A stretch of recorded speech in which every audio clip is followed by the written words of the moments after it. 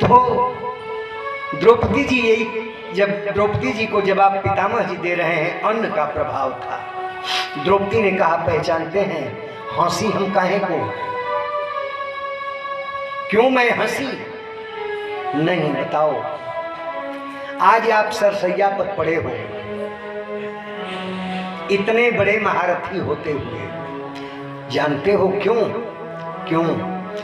100 जन्म पीछे चले जाओ। ऊधो, हाँ ऊधो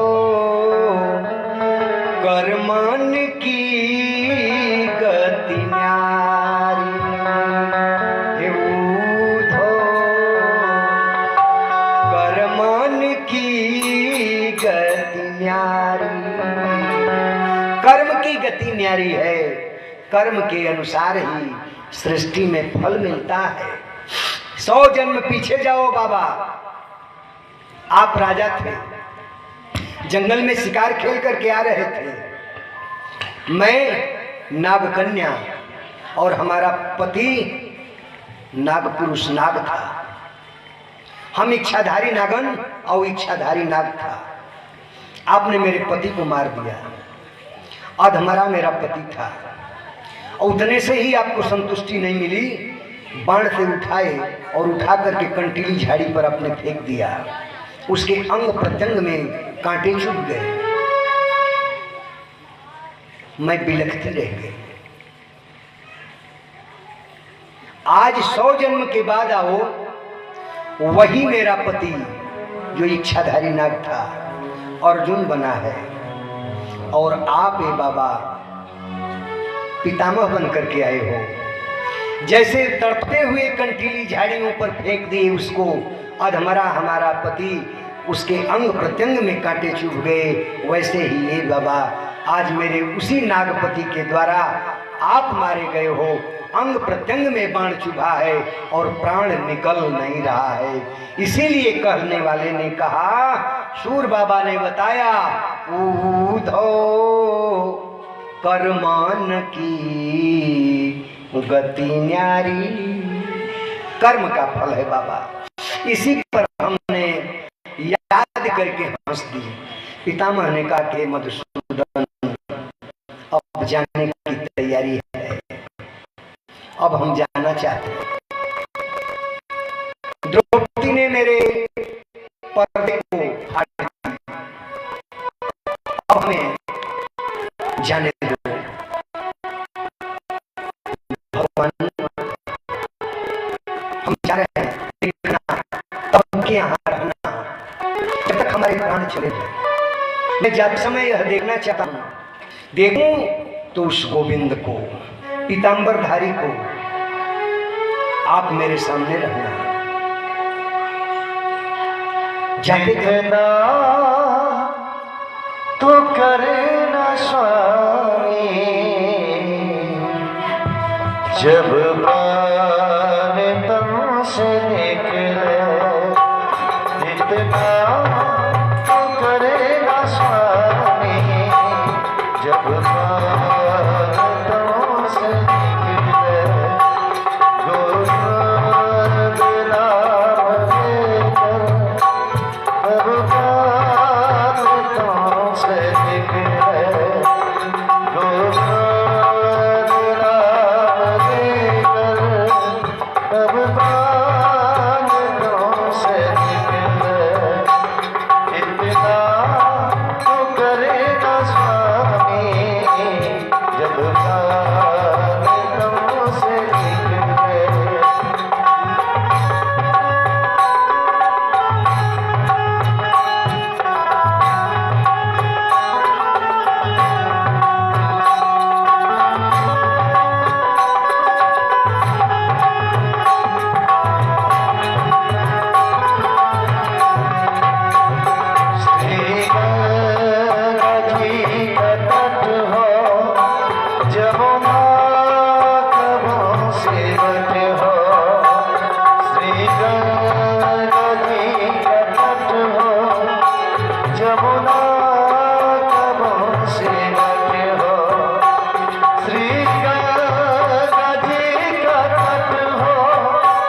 जमुना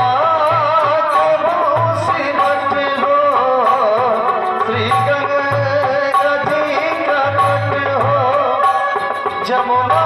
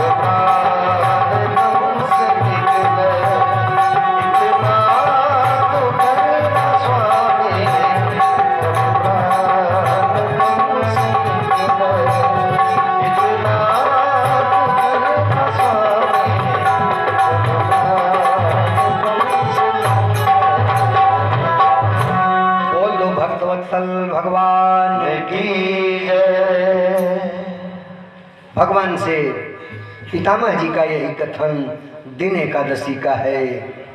आज भी एकादशी है। मैया जो कोई एकादशी नहीं भूखता है, चयन कर करके भूख लेता है, वही चयन करने वाली एकादशी है तिला मूंगा, जया एकादशी, माघ मास की एकादशी, कार्तिक मास की एकादशी, ज्येष्ठ मास की एकादशी। लोग रह लेते हैं, कहते हैं सब एकादशी रह लिए। महाराज एकादशी का बड़ा महत्व। एकादशी के दिन भीष्म पितामह का प्राण अंत हो रहा है। भागवत जी के इस स्तुति को अगर आप पढ़ेंगे, 11 श्लोकों की यह स्तुति है। 11वें दिन एकादशी है। एकादशी के दिन प्राणांत है। 11 श्लोक की स्तुति है। 10 इंद्रियां मन के समेत 11 कहे गए। उन 11 के लिए यह 11 श्लोकों की स्तुति है। समय कम है इसलिए पूरी स्तुति नहीं, लेकिन भागवत की यह स्तुति करने लायक है। चलते समय पितामह जी को यह आया, भगवान से उन्होंने कहा रुक जाओ रुक जाओ, जाने से पहले हम बोझ लेकर के जाना नहीं चाहते, ऋण लेकर जाना नहीं चाहते। हमारी एक बेटी है, उसका ब्याह करा दो। मैं अपनी बेटी का ब्याह करना चाहता हूँ। वहां जितने लोग थे सभी लोग हंसने लगे, आवाक हो गए। द्रौपदी हंस रही है, कुंती आवाक है, पांचों पांडव आवाक हैं। उन्होंने कहा कि अब हमारी बेटी ब्याह के जोग है। हे मधुसूदन, हम तो यह चाहते हैं वर ढूंढने कहाँ जाएं, उसका हाथ तुम ही पकड़ लो। तुमसे श्रेष्ठ वर कोई नहीं मिलेगा, मेरी बेटी के लिए वर तुम ही हो जाओ। लोगों ने प्रश्न कर दिया। धर्मराज ने कहा, हे पितामह, गलती क्षमा हो, आज तक अखंड ब्रह्मचर्य धारण करने वाले आप ही हो, तो अखंड ब्रह्मचारी की पुत्री कहां से आई? प्रश्न कर दिए। पितामह ने तुरंत उत्तर दिया, बेटी मेरे शरीर की नहीं है। बेटी कौन है? तो इतिमिति इतिमति रूप कल्पिता वितृष्णा, यह मति ही मेरी बेटी है, बुद्धि ही मेरी बेटी है, और यह अब तक ब्याहने के लायक नहीं थी, लेकिन आज हमारी बेटी पवित्र हो गई है, और उस पवित्र मति रूपी बेटी के लिए हे कृष्ण तुम ही वर हो, बाकी दूसरा कोई नहीं रहेगा। अरे छाप तिलक सब छीनी रे, छाप तिलक सब छीनी रे, मुझसे नैना मिलाए। छाप तिलक सब छीनी रे, मुझसे नैना मिलाए। छाप तिलक सब छीनी रे, मुझसे नैना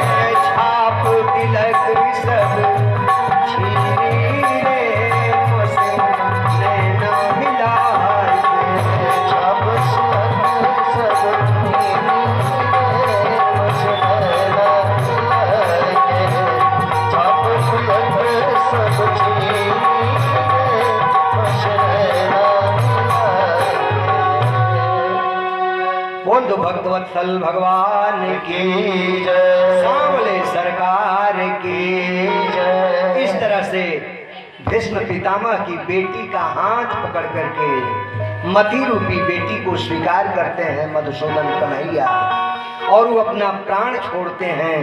भगवान सामने खड़े हैं, प्राणांत हो जाता है।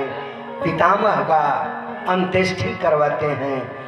जब तर्पण होने लगता है सबको, उस समय कुंती मैया ने कह दिया, सबको युधिष्ठिर से तर्पण कराया जा रहा है। मैया कुंती ने कह डाला, कर्ण के लिए भी तर्पण कर दो। युधिष्ठिर, कर्ण के लिए भी तर्पण कर दो। युधिष्ठिर ने कहा, कर्ण हमारा दुश्मन था। कुंती मैया रोने लगी, दुश्मन नहीं था, बड़ा भाई था। कर्ण तुम्हारा भाई था। युधिष्ठिर महाराज रुदन करते हुए खड़े हो गए, कैसे मेरा भाई था। मैया कुंती ने जब बताया तो युधिष्ठिर महाराज नाराज हो गए। जो धर्म की रक्षा, धर्म का प्रतीक, धर्म का ध्वजा फहराने वाले युधिष्ठिर, वह नाराज होकर अपनी मां को श्राप देने के लिए उद्यत हो गए। जा, मैं श्राप दे रहा हूं तुमको, आज तक तूने मेरे भाई से मेरा बिछोह रखा। अगर पहले बता दी होती तो हम भाइयों के हाथों भाई की मौत नहीं हुई होती। मैं श्राप दे रहा हूं, तुम सारी स्त्री जाति को आज से तुम लोग कोई बात छिपा नहीं पाओगे, तुम्हें बात पचेगी ही नहीं। वही युधिष्ठिर का पुत्र का दिया हुआ श्राप माता स्वीकार करती है। वो माता तो स्वीकार की ही मैया, आज की माताओं तक भी चल रहा है। बस इतना ही आप कह दीजिए, देखना ही बात कोई जानने न पावे। वो कहेंगे कि नहीं, काहे को कोई जानेगा, लेकिन कल तक पता चलेगा कि कोई बाकी ये नहीं है। वो जिनसे मुलाकात होगी उनसे कहती रहेंगी, हम तुम ही को बता रही हूँ, देखना किसी से कहना मत। अब वो भी दूसरे को बताते हुए यही कहेगी, देखना किसी को बताना मत, तुम ही को मैं कह रही हूँ। इसीलिए कहा गया कि बहुत खास बातें अगर हों तो माताओं को नहीं बताना चाहिए। नारी कितना हो से सब कुछ बताना ना चाहिए। जिस भजन में राम का नाम नहीं, उस भजन को गाना ना चाहिए। ये हम आप लोगों का तिरस्कार नहीं कर रहे हैं, कथा बता रहे हैं। ये लोग तर्पण करके सभी लोग घर आए। भगवान द्वारिकाधीश सबको प्रणाम निवेदन करते हुए, सबसे विदा लेते हुए द्वारिका को चले गए। परीक्षित जी का जन्म हुआ। परीक्षित का जन्म हुआ, अचेत थे। अचेत अवस्था में परीक्षित जी, उस समय भगवान को बुलाया गया। भगवान के गोद में जाकर के, सबकी गोद में दिया जाता था, लेकिन ज्योतिषियों ने बताया गोद में जाएगा यह जिसको किसी को ढूंढ रहा है। सबकी गोद में दिया जा रहा है। परीक्षित कृष्ण की भी गोद में जब आया, कृष्ण की तरफ जब नेत्र खोला, चेतना आ गई, क्योंकि परीक्षित यह जीव है। गर्भ